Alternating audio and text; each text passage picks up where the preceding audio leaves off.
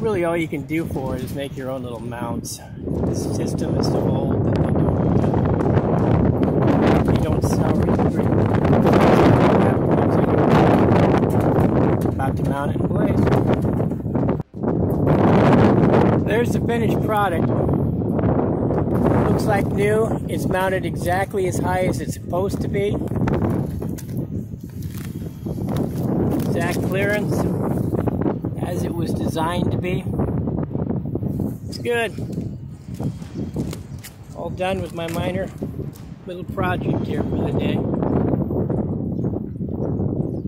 Don't know when I'll make another video, but see you then.